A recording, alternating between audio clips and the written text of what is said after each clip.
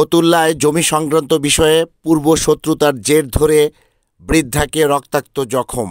ফতুল্লা থানার রেললাইন বটতলা এলাকায় মাজেদা তার স্বামী মোহাম্মদ রফিকুল ইসলামের ৮.৫০% জমি ভোগ দখল করে আসছিল। পার্শ্ববর্তী বাড়ির ও আওয়ামী মদতপুষ্ট এলাকার ত্রাস শাহজাহান, খোরশেদা ও নাসির দীর্ঘদিন যাবৎ মাজেদার সম্পত্তি অবৈধভাবে জোরপূর্বক দখল করার পাঁয়তারায় লিপ্ত রয়েছে। বিভিন্ন সময় মাজেদা ও তার পরিবারের সদস্যদের ভয়ভীতি ও হুমকি প্রদর্শন করে আসছে শাহজাহান, খোরশেদা ও নাসির। থানায় অভিযোগের ভিত্তিতে জানা যায়, গত ২৩ জানুয়ারি বৃহস্পতিবার সকাল আনুমানিক ১০টা ৩০ শাহজাহান, খোরশেদা ও নাসির অজ্ঞাত আরও ৫-৭ জনের একটি সংঘবদ্ধ দল নিয়ে মাজেদার স্বামীর সম্পত্তিতে অবৈধভাবে বাউন্ডারি দেয়াল নির্মাণের কাজ শুরু করে। মাজেদা ও তার পরিবারের সদস্যরা নির্মাণ কাজে বাধা দিলে আওয়ামী সন্ত্রাসী শাহজাহানসহ সংঘবদ্ধ দলটি মাজেদার পরিবারের সদস্যদের গালমন্দ ও হুমকি দেয়।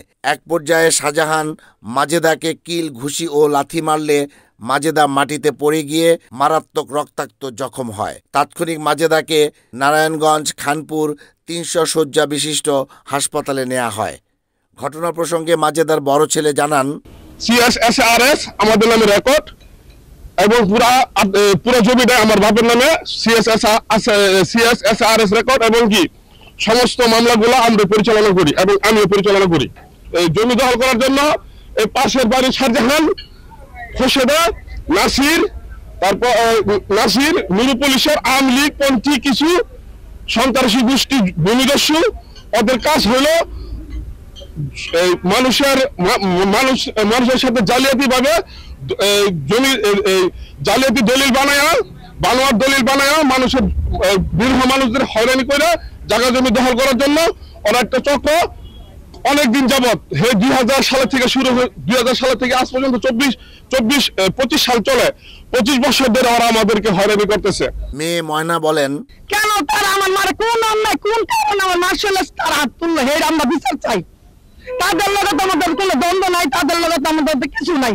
ছোট ছেলে দিন ইসলাম জানান, মুজিবুর রহমান তার নামে মামলা চলে, কিন্তু তাদের কোনো ওয়ারিশ আমাদের এখানে আসে নাই।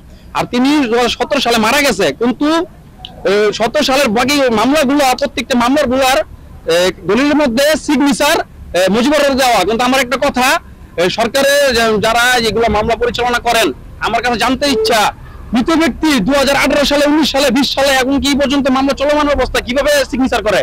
অবৈধ জোরপূর্বকভাবে সম্পত্তি দখলের হাত থেকে রক্ষা পেতে শাহজাহান, খোরশেদা ও নাসির সহ সংঘবদ্ধ দলটিকে আইনের আওতায় এনে দৃষ্টান্তমূলক শাস্তি প্রদান এবং ভুক্তভোগী মাজেদা ও তার পরিবারের সদস্যদের জীবনের নিরাপত্তা এবং ন্যায় বিচারের স্বার্থে প্রয়োজনীয় ব্যবস্থা গ্রহণ করতে প্রশাসনের হস্তক্ষেপ কামনা করেছেন ভুক্তভোগী পরিবার।